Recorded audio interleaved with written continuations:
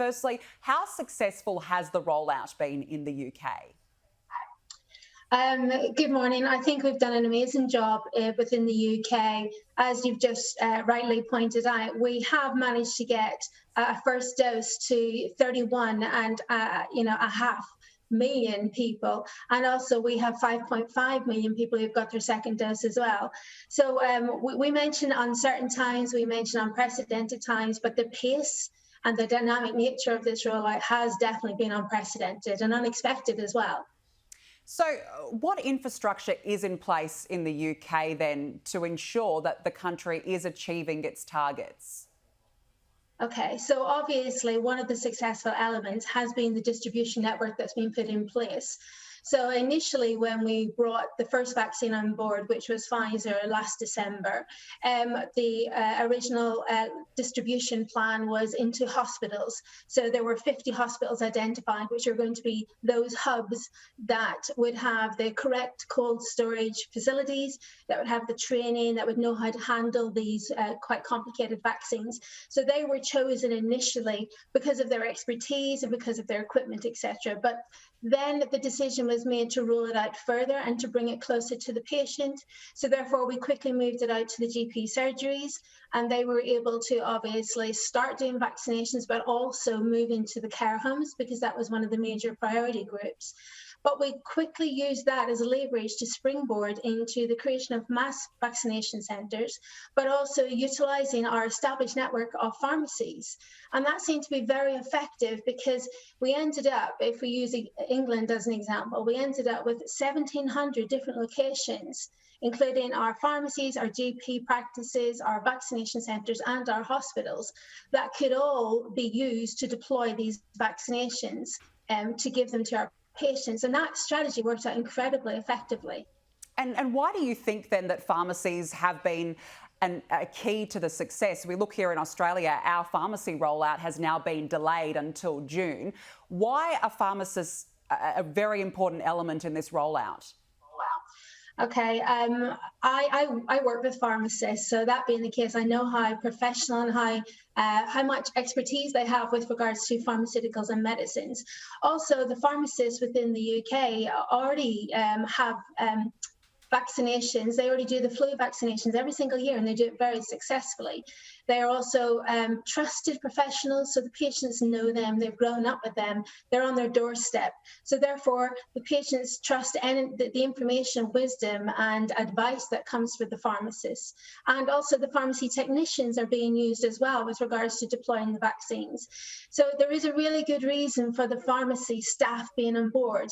And I am aware that obviously it's patchy where they're used within globally. So, America are using their pharmacists, but also other parts aren't. Ireland aren't using them yet. And I think it's sort of mixed within the UK as to how they're using them as well. But definitely they are a dynamic force within the UK. Here in Australia, we have currently vaccinated about 850,000 people, well below the target at the end of March of what was meant to be 4 million. What can Australia learn from the rollout in the UK? I suppose that obviously you know what our network has been with regards to rolling out and deploying the vaccines, but our staff are saying, our pharmacists and our vaccination centres are saying they probably could do more if they were 100% sure of the supply being available. So that being the case, we have had some delays in our supplies coming through.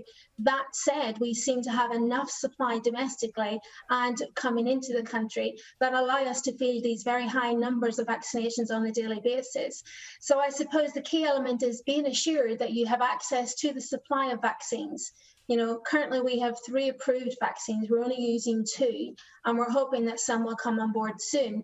But we have 8 vaccine candidates that the government have secured through their pre-ordering and through their investment in the pharmaceutical sector. So supply is pretty critical to success, but also having that established distribution network. So for me, they are the 2 main elements that really we have focused on, and I think other countries would learn from that. Okay, so does it come down then to investment and the right infrastructure? You know, you were talking before about how the UK has established these mass vaccination centres, so more of the population can get vaccinated quicker. Does it come down to that? Does the infrastructure have to be in place? Well, we've used our established infrastructure. So initially, all of those hospitals existed, but they weren't vaccination centres. So that was new to us. However, after that point in time, we used our established infrastructure. We used our pharmaceutical wholesalers for delivery that everybody knew because they used them on a daily basis. So we played to the strengths of our existing distribution channels as opposed to delays for having to introduce new steps and new measures. But I have to add, obviously, we probably made mistakes along the way. There are things that we would probably do differently within the UK moving forward. We did have some supply issues that we're having to recover from, and the pace has definitely slowed down at the minute because we have had some delays coming through with the AstraZeneca Oxford jab. So we are learning to obviously work with the supplies that we have with regards to how much we distribute and who we distribute to.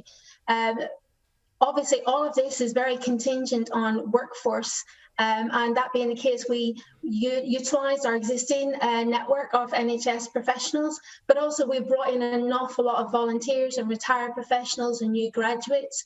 So it was very much, you know, everybody pitching in within the healthcare system to make it happen and being supported by the pharma sector as well. A fascinating discussion. Dr. Liz Breen, thank you for joining me this morning. You're welcome.